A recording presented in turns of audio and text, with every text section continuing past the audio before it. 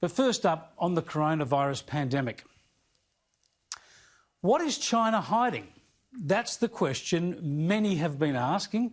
And as COVID-19, of course, continues to destroy lives and livelihoods around the world. Journalist and Sky News presenter Sharri Markson has been at the forefront of holding China to account and examining whether the virus sprang from a wildlife wet market or possibly came from either of two virus laboratories in Wuhan. The world is experiencing an unprecedented crisis, and we all want answers. Where did this virus, which has killed so many, actually come from? How did it manage to spread across the globe? And why weren't we warned earlier? Unfortunately, those who hold the answers to these vital questions aren't sharing them. China is hiding a great deal of information. Tonight, we reveal what authorities there have been trying so hard to keep from the world. That was Sharri last night in her latest doco on this station, looking at what China is hiding. I'll speak to Sharri Markson in just a moment.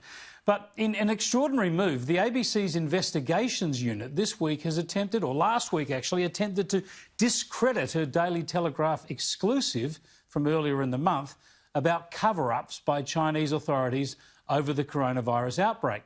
Markson's original story was based on a 15-page dossier produced by the so-called Five Eyes intelligence sharing countries. That's the US, Australia, Britain, Canada and New Zealand. The story attracted international interest and amplified calls for a full and independent inquiry. China not only resisted this, of course, but punished Australia with trade sanctions for daring to suggest it. If anything, you'd think the Chinese government's reaction would signal to journalists, even those at the national broadcaster, that Beijing might have something to hide.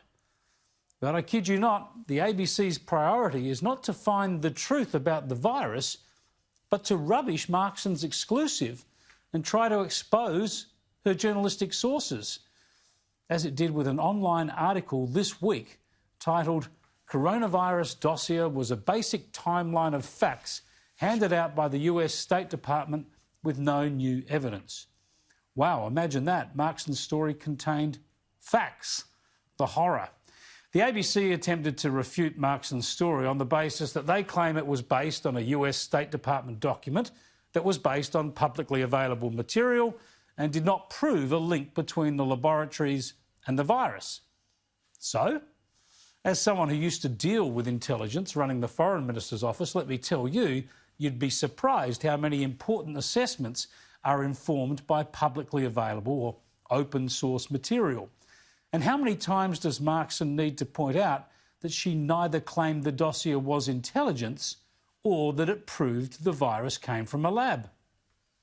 The argument is that there's no evidence, firm evidence that it came from a lab, but there's no firm evidence it came from a wet market either. And what this dossier shows is that the Chinese authorities disinfected the wet lab, they bleached it before taking adequate environmental samples that could have perhaps verified or gone to verifying their case that it came from the wet market.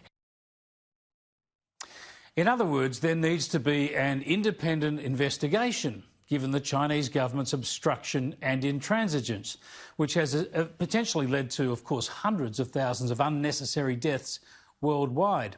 Even the ABC Investigations Unit conceded, albeit reluctantly, that evidence has emerged of Beijing acting to cover up early signs of the virus, including the silencing of whistleblowing doctors such as Li Wenliang and downplaying the virus's danger. Incredibly, the ABC investigations team also asserted no evidence has been provided to date to back up assertions the virus leaked from the lab. With only days before, Markson had interviewed scientist and Professor Nikolai Petrovsky of Flinders University. We found that the COVID-19 virus was particularly well adapted to bind to human cells, and that was far superior to its ability to bind the cells of any other animal species, which is quite unusual. In other words, COVID-19 could have been created from that recombination event in an animal host, or it could have occurred in a cell culture, experiment. That is extraordinary, because everything we've heard to date is that the virus was not created in a laboratory, and now you're saying this is actually a possibility. Certainly, we can't exclude the possibility that, this came from a laboratory experiment rather than from an animal. That this outbreak potentially arose from a lab experiment is explosive, although we reiterate it's not proven, merely that it is one possibility any independent investigation must consider. Yet instead of the ABC looking into that, it just notes no evidence has emerged to prove that the Chinese government itself caused the pandemic. This level of incuriosity and poo-pooing other people doing real journalism is, in my view, anti-journalism. Media Watch host Paul Barry gleefully seized on the ABC's report.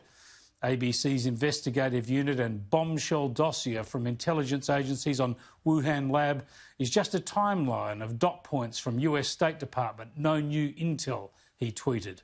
Once again, neither Markson nor the Daily Telegraph claimed this was an intel dossier. Then this from Four Corners journalist and producer Peter Corno. Foreign interference? What role did US Embassy have seeding the US dodgy dossier, a topic paper based on internet articles, not intelligence, into the Australian media? From The Age's digital foreign editor, Chris Zapponi, a non-paper without intelligence backing, the stuff of News Corp exclusives. The Guardian too joined the pile-on. A dodgy dossier? How News Corp hyped a US government reading list into a China coronavirus bombshell. The Saturday paper's Richard Ackland even attacked Markson personally. We have China being beastly to Australia because we're Trump's toady number one. One person who can make sense of the complexity is former Clio editor and diplomatic affairs expert Sharri Markson. He snide it on the weekend. Fresh from spruiking in the Smellograph and on Fox News, the leaked Five Eyes dossier about a Wuhan laboratory cooking up deadly viruses. She's doing it all again on Sky News tomorrow night. Thanks for the publicity. She rated very well. It's a case of journalists so caught up in their own hatred of the US, and particularly of the US under Donald Trump, that they seek to disprove anything he or his administration claims, regardless of its merits. As barrister and author James Miller tweeted to Markson, Paul Barry has an unhealthy obsession with undermining your attempts to get to the bottom of what the lying People's Republic of China dictatorship has said and done re this global disaster. I find Mr Barry's approach difficult to fathom. Attacking a journalist chasing a story of global importance? Media Watch and the ABC seem to be against anyone breaking a story unless the vision is supplied by an animal activist group or the research is done by unionists, or perhaps if it mentions some cooked-up claims about Russian collusion.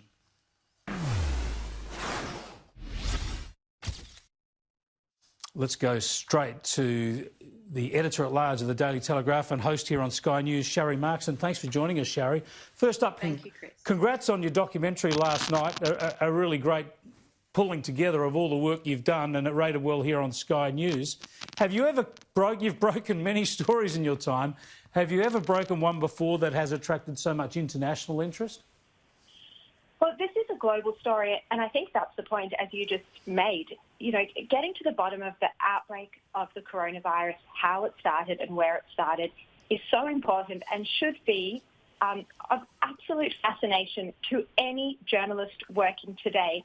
And, you know, when you look back over the past month, it was probably around 4 weeks ago that Paul Barry first attacked me for even mentioning in one of my stories that intelligence agencies were looking at the Wuhan laboratories to see what role they played or potentially if the virus leaked from their laboratory. You know, that bullying from the public broadcaster, that trying to shame me out of pursuing that line, you know, that was almost probably a month ago now, and The Guardian and the Sydney Morning Herald and everyone else followed suit. And it's quite extraordinary that you have the public broadcaster trying to bully journalists out of pursuing a legitimate line of inquiry that Western governments all around the world know is a possibility, if not a strong possibility, and that our intelligence agencies are all looking at. But yet, that's how partisan the media is here, that they see everything through an ideological prism. Chris, I ask you, how is whether the coronavirus, whether it accidentally leaked from a laboratory or whether it was a naturally occurring virus, how is this an ideological issue? The bottom line is, it's not. Well, that's the key question. They see it as ideological, presumably because Trump has mentioned the possibility of the laboratory, and because if it leaked from a laboratory, there's more culpability for China. So they see it as very much a China-US thing, and they want to line up with the communists. Yeah, exactly. They're trying to block any journalistic pursuit or any intelligence agency pursuit about what's going on. And they keep citing the fact that the Australian government has said it's more likely to come from a wet market. That's based on advice. And, Chris, that advice is now changing. You've now had a series of studies from around the world that say it's unlikely the wet market was the origin of the coronavirus, that it did play an important role in spreading the disease, but it wasn't the origin. And you had just last week, the director of the Wuhan Center for Disease Control said the same thing. These are Chinese scientists. Chinese authorities publicly came out and said the wet market was not the source of the virus. So if that's the case, then you have to start to look at, well, where did it come from then? Well, and that's the more research from yourself. Another story you broke, of course, was with Professor Petrosky from Flinders University in South Australia, with his research suggesting there are certain characteristics of the virus that lend themselves to the possibility of laboratory interference. I mean, this is important information. And it's not just him. Last night on my mini documentary, which of course viewers, if they missed it, it's on the Sky News Facebook page and on the website and on YouTube. It's not just him. There's an Israeli geneticist. There's Harvard University scientists. And there's La Trobe University scientists in Victoria as well, and others. Of course, these are just the ones I've interviewed and I had on my documentary last night. They all say there's two things that are highly unusual about the coronavirus that make them suspect it could have been created in a laboratory. If you want a science explanation, I'll give it to you very quickly. The first is that it adapts more strongly to human cells than to any other animal, including bats, and those are called human ACE2 receptors. And the second is it has what is known as a furin cleavage site, which makes it very infectious. And what's unusual about that is its closest genetic relative, so the closest bat coronavirus to COVID-19 does not have this site. And there's a full explanation of this on the Sky News website. Be careful. The ABC will say that you've just said it's got a Made in China label stamped on the side of the virus. Now, just for wrapping up there, the media angle on this. Have you ever had a media organisation before try to out your source? Try to not just try to undercut your story, but try and work out what the source of your story is. Journalists are supposed to respect sources, but here's the ABC trying to expose yours to further, their agenda.